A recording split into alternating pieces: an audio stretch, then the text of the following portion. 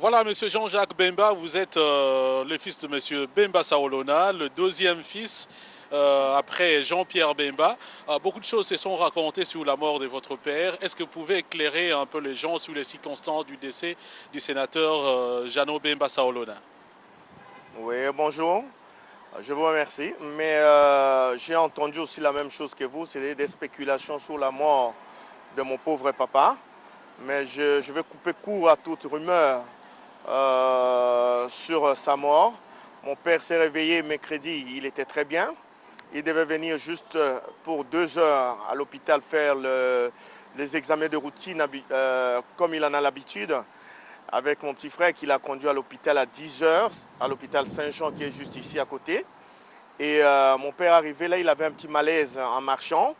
Dans le premier temps, il s'est reposé dans le couloir et récupéré un peu de sa respiration. Il est reparti, il a dit au petit, bon, on va chez le médecin. Ils sont montés et arrivé dans le hall du cabinet du médecin, il s'est mis dans la salle d'attente en attendant que le médecin le prépare pour les examens éventuels. Et malheureusement, là, il a eu encore un deuxième malaise. Il tombera. Et mon petit frère paniquerait. Il a appelé le médecin. Et le médecin aussi est arrivé là. Ils ont vu que mon père avait un malaise assez important. Ils ont commencé à faire un massage cardiaque. Le massage, comme mon père est assez costaud, ça n'a pas été vraiment facile à faire. Et le médecin a dû le transporter dans son labo pour essayer de faire encore d'autres massages beaucoup plus importants. Arrivé là, le médecin a commencé à faire d'autres examens également parce qu'il commençait à s'inquiéter parce que la respiration n'était pas fameuse à son goût. Et malheureusement, en faisant d'autres examens, il a trouvé que mon père avait l'embolie pulmonaire. C'est la seule raison qui a emmené mon père à perdre sa vie parce que l'opération s'est déroulée en 8 heures de temps et ça n'a pas été un succès malheureusement pour nous qui avons perdu notre père. C'est la seule raison, il n'y a pas d'autre raison. Mon père a un cœur merveilleux. Lui qui s'inquiétait pour son cœur, pendant l'opération, le médecin a trouvé que le cœur était formidable pour un homme de son âge. Il aurait pu vivre avec ce cœur-là pendant 100 ans. Et à part le problème des genoux et des tensions que mon père a, il n'a jamais eu d'autres problèmes et les spéculations doivent se taire. Il n'y a pas de raison. Mais d'autre part, nous avons été avec votre père à la Cour pénale internationale en soutien bien entendu à son fils Jean-Pierre Bemba qui est en détention là-bas.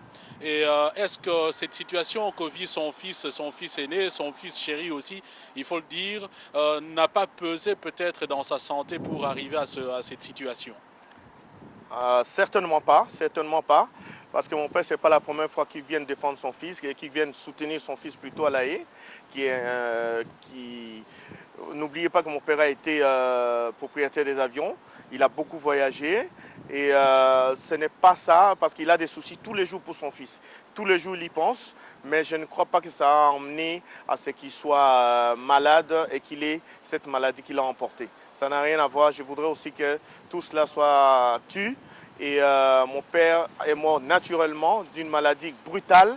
Et ça n'a rien à voir avec les soucis de son fils. Parce que les soucis de son fils, dès le premier jour, ça fait 1 année que son fils est enfermé. Dès le premier jour, il est soucieux, c'est vrai. Mais il est au-dessus de ça parce qu'il a d'autres soucis aussi. Il travaille, il se bat aussi pour la famille. Et je ne crois pas que ça a un impact sur sa santé. En tout cas, pas sur sa mort en tout cas.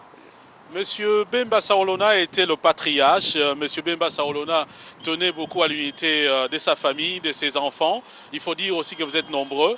Et d'aucuns redoutent que son décès puisse constituer pratiquement le déclencheur de la désunion familiale ou même de la division. Qu'est-ce que vous en dites?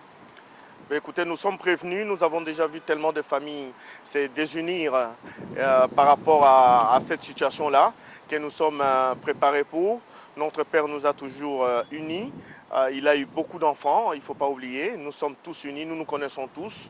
Et notre grand frère aussi, Jean-Pierre, qui est injustement enfermé, a toujours été aussi un unificateur. Je ne crois pas, nous ne craignons pas cette histoire-là, parce que nous avons été toujours réunis autour d'une table et quand nous avons besoin de manger, quand papa a besoin de nous unir pour manger, on mangeait toujours à la même table. Et quand il avait besoin de parler avec les grands de la famille, nous étions tous là. Et je ne crains pas que nous soyons séparés ou divisés. Ça n'a aucun risque là, je vous le promets. On a parlé de la présence de votre frère Jean-Pierre Bemba aux obsèques, disons en tout cas à la messe d'action de grâce qui sera célébrée en mémoire de M. Bemba Saolona. Est-ce que vous confirmez? Je confirme que j'ai entendu parler de ça aussi parce que je ne suis pas dans le secret de la justice. Ça fait tellement longtemps que nous attendons qu'ils nous rejoignent depuis que notre père est décédé. Ça va être demain, demain c'est la semaine qui fait qu'il a perdu sa vie depuis 7 jours. Et Jean-Pierre devait déjà être là depuis le premier jour, le deuxième jour. En tout cas, nous espérons tous, toute la famille compte là-dessus.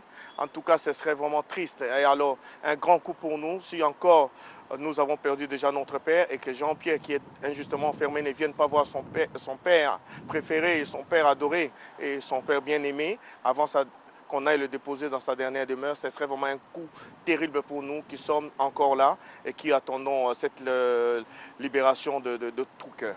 Est-ce que vous pouvez nous renseigner un peu sur le programme des obsèques? Demain, on va aller à l'église à 13 h. Après l'église, nous allons commencer les préparatifs pour partir sur Kinshasa. Kinshasa, nous allons rester là certainement 2 à 3 nuits parce que comme c'est un sénateur, sa dépouille devait être quand même exposée au Sénat pendant quelques heures. Ensuite, je pense que comme il n'y aura pas beaucoup de place à sa résidence, parce qu'on passera peut-être aussi quelques heures, en tout cas au moins peut-être une nuit aussi à sa résidence parce qu'il aimait beaucoup sa résidence à Kinshasa. Son épouse demande à ce que sa dépouille aussi soit exposée à sa résidence pendant un moment. Je crois que pendant ce jour à Kinshasa, nous allons exposer aussi certainement pour une nuit au GB pour que toute la population assiste parce que c'est un homme bien aimé et beaucoup apprécié à Kinshasa. Et le voyage pour sa dernière demeure qui sera à Gemena sera pour lundi. Et voilà, je crois que c'est ça le programme le plus important. Merci. Merci, M. Bemba. Je vous remercie également.